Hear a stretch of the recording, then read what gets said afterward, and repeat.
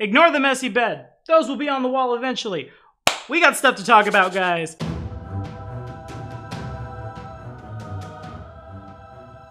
As of Friday, with the just aptly named blog, all we are saying is give peace a chance. We have seen in Pathfinder 2nd Edition our first uncommon ancestry, that is the Hobgoblins. One of my favorite races from Pathfinder 1st Edition, from like 3.5 at large, has been brought forward into 2nd Edition, or will be soon, once we get our hands on the Lost Omens character guide. But for now, if you're liking what you're seeing, like, subscribe, and ding that bell, my friends. Today, we've got like 1 billion patrons, actually, we have to shout out. So we're gonna just get them throughout the week. This episode of your Pathfinder 2nd Edition content was brought to you in part by one of our very newest patrons, of which there are many, who will be playing Kingmaker.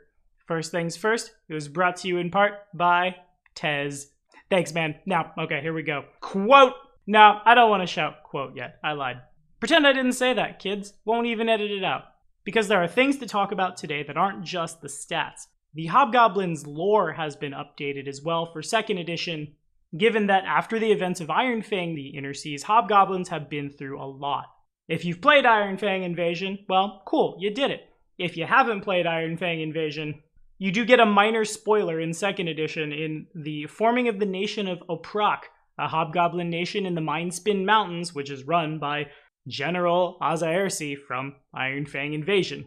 She has signed temporary non-aggression pacts with Nirmathos and Nidal, mostly because the Whispering Tyrant has all of us flesh and blood folks trying to be all nice to each other because undead hordes are scary.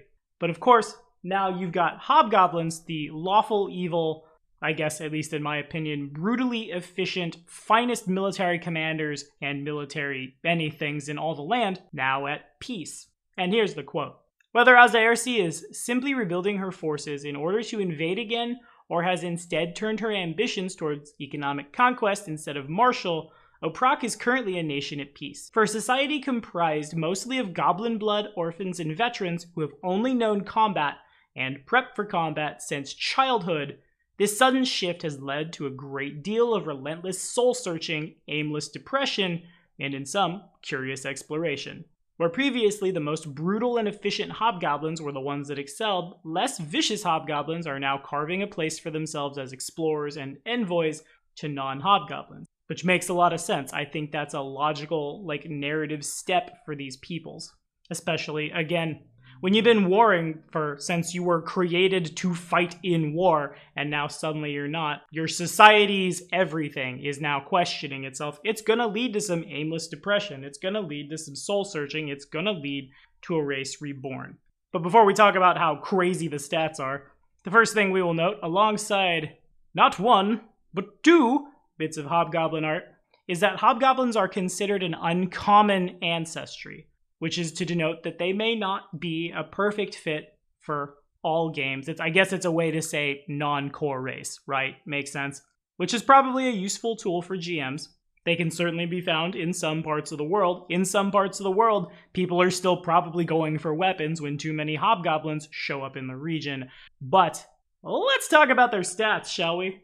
As I think we will see from a lot of things in Pathfinder 2nd Edition, the Hobgoblins get 8 hit points from their ancestry.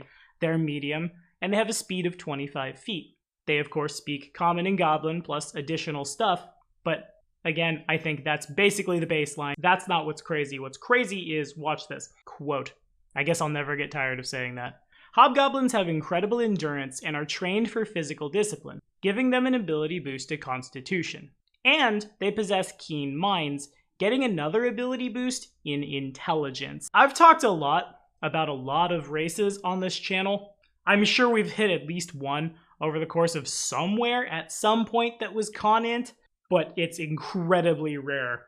Their ability flaw is to Wisdom, as they are sprung from goblins, and they get that one freebie, but that's really cool. No one doesn't want an ability boost to Constitution. That might as well say the Hobgoblin gets 10 hit points. And the buff to Intelligence is great for anyone who wants to cast spells, anyone who wants to have an extra trained skill, or even just someone who wants to try to throw the Arcana check untrained for funsies. Yeah, it's a difference between a 9 and a 10. What more do you want? I'll tell you what more you want. the Elf Bane Hobgoblin Heritage. Hobgoblins, of course, were engineered long ago from goblins to be used as an army against the elves. Think the Uruk-hai. At least that's what I picture. Although the elves ultimately freed the hobgoblins from their bondage, some hobgoblins retain ancestral resistance to magic, which they refer to as elf magic. This gives them the resist elf magic reaction, kind of a misnomer, because I'm sure like if a dwarf throws a spell at you, you're fine. The reaction goes off when you attempt to save against a magical effect but haven't rolled, giving you a +1 circumstance bonus to the triggering save. If the triggering effect was arcane, it's a +2 instead. I think we all can understand why that's pretty cool.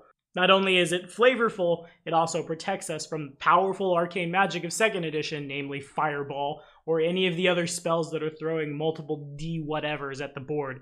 Not only do you have more hit points to soak that up, you can also have a reaction in-house to resist it, but that's all we've seen right now. Am I stoked? Yes. Do I love this art? Yes. Am I confused as to why there's a face on the Cowling Hobgoblins art? Yes, I'll say. Am I now realizing that Hobgoblins make like the best alchemists because they're con int, and that's really cool because the Grenadier Alchemist was supposed to be an archetype for the Hobgoblins? A million times yes, I guess, but anyway, what are we thinking, guys? Are we rolling one up? I'd like to roll one up. That guy's gonna blow his arm off, probably. I hope he's careful. Anyway, thank you guys for watching. Gonna have the Forgotten Race review up probably sometime Tuesday. If something comes up, I'll let you know. Let's just say, super busy week. Until then, my friends, see you next time.